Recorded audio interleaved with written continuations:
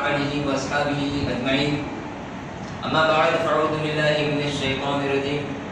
بسم الله الرحمن الرحيم. فلا تزكوا أنفسكم هو أعلم بمن اتقى. صدق الله العظيم وبلغنا رسوله النبي الأمين المتين الكريم. ونحن على ذلك من الشاهدين والشاكرين والذاكرين والحامدين والحمد لله رب العالمين. میرے آقا کے دیوانوں، شمع رسالت کے پروانوں، اولیاء اور امت کے جانثاروں، آئیے ہم اور آپ مل کر سب سے پہلے اس آقا انعامدار،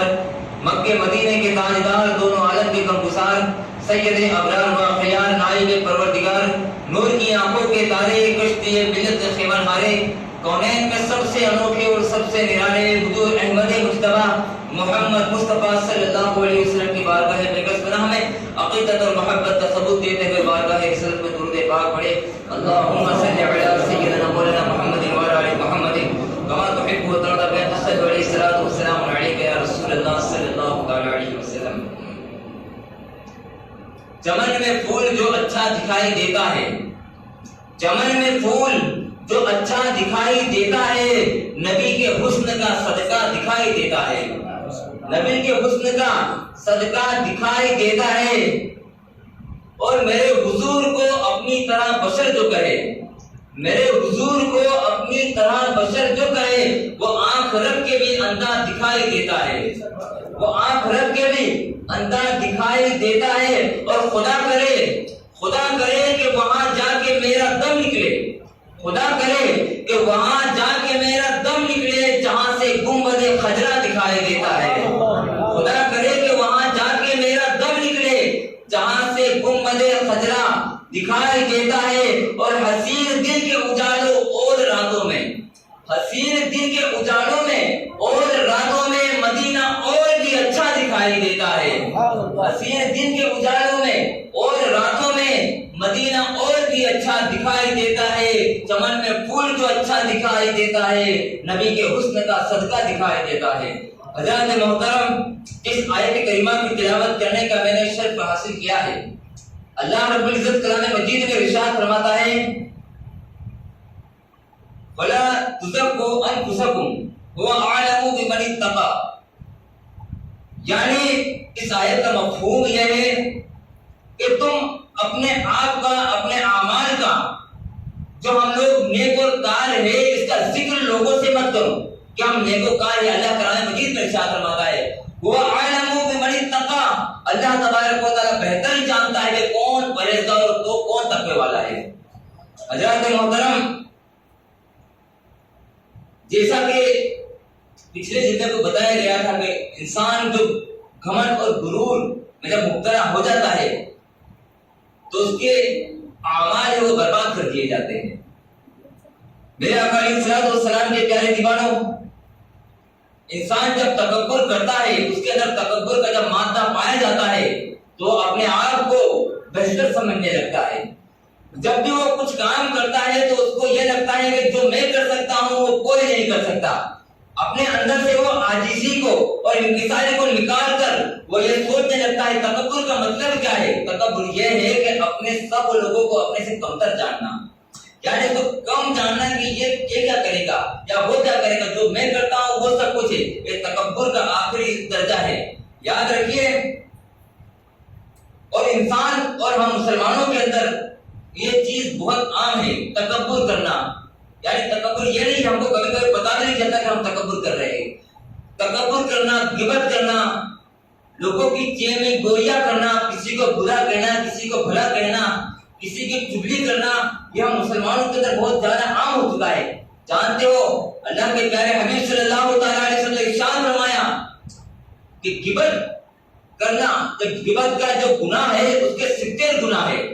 70 مطلب اس کے 70 گناہوں میں سے یعنی ہر گناہ. اور سب سے چھوٹا اس کا جو انجام یہ ہے کہ اگر کوئی انسان کسی کی غیبت کرتا ہے تو اس کا 70واں حصہ یہ ہے کہ وہ اپنی ماں سے زنا کر رہا ہے. یاد رکھیے کہ ہمیں ہر چیز سے بچنا چاہیے، ہمیں غیبت سے بچنا چاہیے، لوگوں کی چین میں گویا سے بچنا چاہیے، کسی کو برا بھلا کہنے سے بچنا چاہیے. کبھی کبھی انسان کو اس بات کا پتہ نہیں چلتا اور انسان وہ کام کر بیٹھتا ہے اور اپنے اعمال کو برباد کر دیتا ہے. یاد رکھیے اللہ کے پیارے حبیب صلی اللہ علیہ وسلم نے ارشاد فرمایا جب آخری زمانہ آئے گا تو لوگ صبح میں مسلمان اور شام کو کافر ہو جائیں گے، یعنی وہ کفریہ کلمات بک کر کہہ کر اور ان کو پتہ بھی نہیں چلے گا کہ ہم ایمان سے نکل گئے ہیں۔ ہم لوگ نہ جانے کئی مرتبہ ایسی باتیں کر دیتے ہیں جس کی وجہ سے ہمارا ایمان ہمارے دل سے نکل کر ہمارے سروں پر معائنہ کہنے لٹک جایا کرتا ہے۔ یاد رکھیے تو تکبر بہت بری چیز ہے، اور سب سے پہلا اگر کوئی گناہ ہوا تھا وہ تکبر کا ہوا تھا۔ اور تکبر ایک ایسی شے ہے کہ انسان کے دل کے اندر ایک واقعہ سناتا چلو جس سے آپ کو پتہ چلے گا کہ تکبر اتنا چھوٹا کیا۔ حضرت موسیٰ کلیم اللہ علیہ السلام کے دور کے اندر جب حضرت موسیٰ کلیم اللہ علیہ السلام وہ طور پر رب سے ہم کلامی کے لیے جایا کرتے تھے، ایک دن حضرت موسیٰ کلیم اللہ وہ طور پر رب تبارک و تعالیٰ کے پاس جا رہے تھے ہم کلامی کرنے کے لیے، بات کرنے کے لیے۔ اچانک راستے میں ایک نیک اور کار شخص ملتا ہے،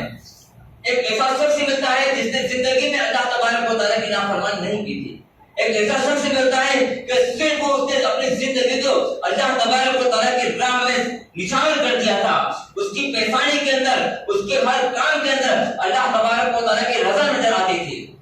جب حضرت موسیٰ کلیم اللہ کا اس کے پاس سے گزر ہوتا ہے تو وہ حضرت موسیٰ کلیم اللہ کے پاس آتا ہے اور عرض کرتا ہے یا نبی اللہ، یا اللہ کے پیارے حبیب، یا اللہ کے پیارے نبی، اللہ تبارک و تعالیٰ نے آپ کو صرف ہم کلامی سے سرفراز فرمایا ہے، اللہ تبارک و تعالیٰ نے آپ کو یہ عظمت بخشی ہے کہ آپ سے اللہ تبارک و تعالیٰ بات کرتا ہے۔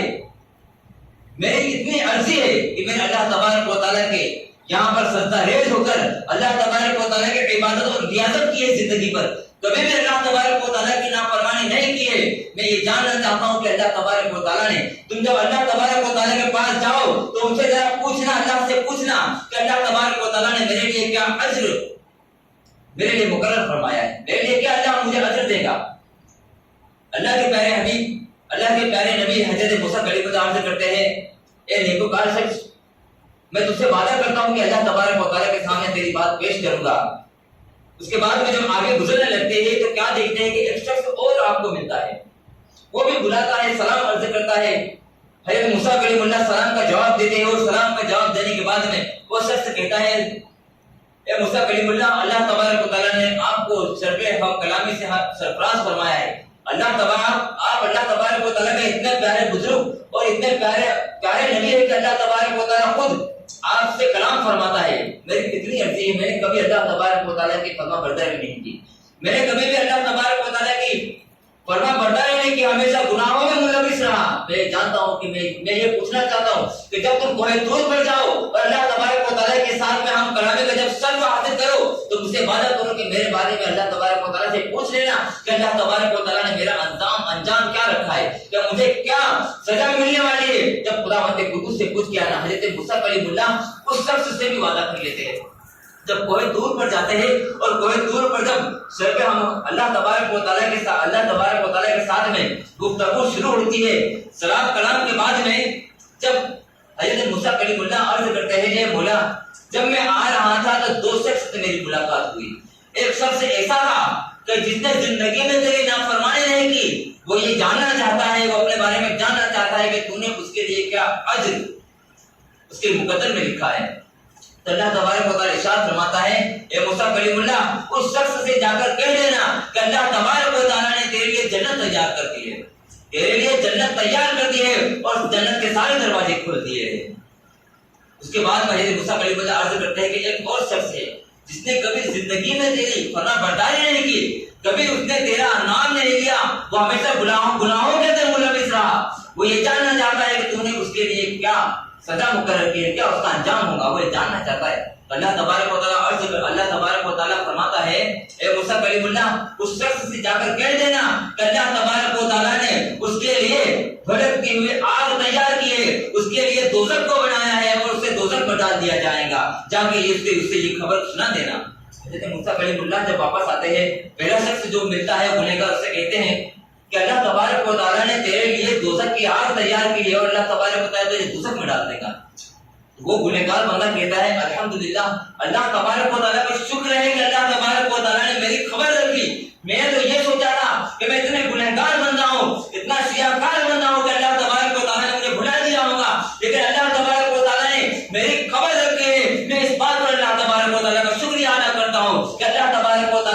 میرا انجام بھی مجھے بتایا اور میری خبر بھی رکھی، وہ شکریہ ادا کرتے ہوئے چلا جاتا ہے۔ جب آگے گزرتے ہوئے تو وہ شخص ملتا ہے جس نے زندگی میں کبھی اللہ تبارک و تعالیٰ کی نافرمانی نہیں کی تھی، اس شخص سے ملاقات ہوتی ہے۔ سلام کلام کے بعد میں وہ پوچھتا ہے کہ اللہ تبارک و تعالیٰ نے میرے لیے کیا اجر میرے مقدر میں رکھا ہے۔ حضرت موسیٰ کلیم اللہ عرض کرتے ہیں کہ اللہ تبارک و تعالیٰ نے تیرے لیے جنت تیار رکھی ہے اور جنت کے سارے دروازے تیرے لیے کھول دیتی ہے۔ تو وہ کھول دیے ہے تو وہ کیا کہتا ہے؟ وہ کہنے لگتا ہے ارے جنت ملتی کیسے نہیں کہ میں نے ساری زندگی اللہ تبارک و تعالیٰ کی عبادت کی ہے۔ کتنی سی بات ہے کہ جنت کیسے نہیں ملتی، میں نے عبادت اتنی عبادت کی ہے اور اللہ تبارک و تعالیٰ نے ہم جیسے نیکوکاروں کے لیے تو جنت تو بنایا ہے۔ اتنا کہتا ہے اور چلا جاتا ہے۔ جب آپ گزر جاتا ہے، جب دوسرے دن حضرت موسیٰ کلیم اللہ کوہ طور پر جاتے ہیں اور کوہ طور پر جانے کے بعد میں اللہ تبارک و تعالیٰ سے کلام کرتے ہیں تو اللہ تبارک و تعالیٰ ارشاد فرماتا ہے اے موسیٰ کلیم اللہ، کل جو تم نے دو شخص کے بارے میں مجھ سے پوچھا تھا، میں نے ان کے جو مقدر کو پلٹ دیا ہے، میں نے ان کے مقدر کو بدل دیا ہے۔ جو نیک شخص تھا اس کے لیے جہنم تیار کر دی اور جو گنہگار شخص تھا اس کے لیے جنت تیار کر دی۔ موسیٰ کلیم اللہ عرض کرتے ہیں مولا یہ کیا مان رہا ہے، یہ معاملہ کیا ہے کہ جو شخص نیک تھا اس کے لیے جہنم کو تیار کر دیا اور اس کو جہنم کا اس کا انجام دے دیا۔ اللہ تبارک و تعالیٰ ارشاد فرماتا ہے اے میرے پیارے قریب، جب تو وہاں پر گیا تھا تو جو نیک شخص تھا اس نے کیا کہا تھا؟ اس نے یہ کہا تھا، اس کے دل کے اندر ایک گھمنڈ اور غرور پیدا ہو گیا اس بات کا کہ میں اللہ تبارک و تعالیٰ میرے مقدر میں جنت کیسے نہیں لکھتا، میں نے ساری زندگی اللہ تبارک و تعالیٰ کی عبادت کی ہے۔ اس کا اتنا کہنا مجھے ناگوار گزرا کہ اس نے اپنے آپ پر گھمنڈ کر لیا اور وہ شخص جو گنہگار تھا اس نے یہ کہا کہ اللہ کا شکر ہے کہ اللہ تبارک و تعالیٰ نے میری خبر رکھی اور اللہ تبارک و تعالیٰ نے مجھے میری سزا کو بتایا ہے۔ اللہ تبارک و تعالیٰ کا شکریہ ادا کیا۔ اللہ تبارک و تعالیٰ کو یہ ادا اتنی پسند آئی کہ اس نے اپنے آپ کو عاجز جانا، اپنے آپ کو کمتر جانا، تو اللہ تبارک و تعالیٰ نے اس کے لیے جنت اس کے مقدر میں لکھ دیا۔ اتنی سی بات گھمنڈ کس نہ تھا، صرف اس نے یہ کہا تھا کہ میں نے ساری زندگی اللہ کی عبادت کی ہے، اللہ تبارک و تعالیٰ میں جنت کیسے نہیں دیتا۔ اتنی سی بات، یعنی اللہ تبارک و تعالیٰ کو کتنا ناپسندیدہ ہے غرور اور گھمنڈ۔ اور یاد رکھیے جو آیت کریمہ کی جو میں نے تلاوت کی ہے، اللہ تبارک و تعالیٰ کیا ارشاد فرماتا ہے وَلَا تُزَكُّوا أَنفُسَكُمْ، یعنی تم اپنے اعمال کا لوگوں کے پاس ذکر مت کرو۔ وہ أَعْلَمُ بِمَنِ اتَّقَىٰ، اللہ تبارک و تعالیٰ بہتر جاننے والا ہے کہ کون کتنا پرہیزگار اور متقی ہے۔ آج ہم لوگ ہمارا حال دیکھ لیا، ہم لوگ اپنی نیکیوں کا ذکر کرتے پھرتے ہیں کہ ہم نے فلانا نیکی کی۔ ارے بزرگوں کا تو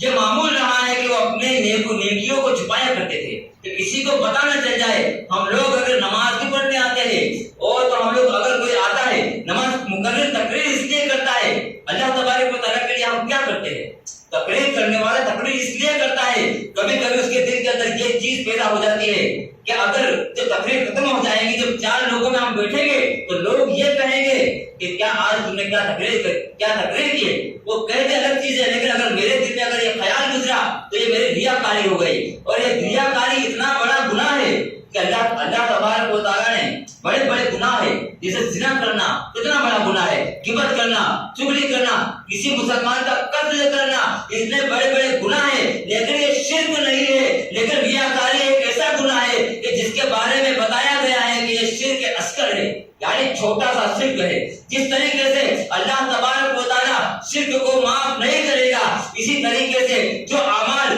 ریاکاری میں ملوث ہوں گے، اللہ تبارک و تعالیٰ ایسے اعمال کو ہمارے منہ پر مار دے گا۔ اگر ہم آتے ہیں نماز پڑھنے کے لیے، اگر ہمارے دل کے اندر ذرا سا بھی یہ خیال گزر جائے گا، اگر یہ خیال گزر گیا کہ لوگ مجھے نمازی کہیں گے یا لوگوں کو یہ دکھے گا کہ میں نماز پڑھنے سے ذرا سا بھی خیال گزرا، اللہ تبارک و تعالیٰ ہمارے سارے اعمال کو برباد فرما دے گا۔ حضرت امامہ رضی اللہ تعالیٰ عنہ، ایک حدیث پاک سناتا ہوں۔ حضرت امامہ رضی اللہ تعالیٰ عنہ آقا علیہ الصلوۃ والسلام کی خدمت میں حاضر ہوئے، عرض کی یا رسول اللہ صلی اللہ تعالیٰ علیہ وسلم، میں آپ سے ایک چیز پوچھنا چاہتا ہوں۔ فرمایا ارشاد فرمایا اگر پوچھو، کیا پوچھنا چاہتے ہو؟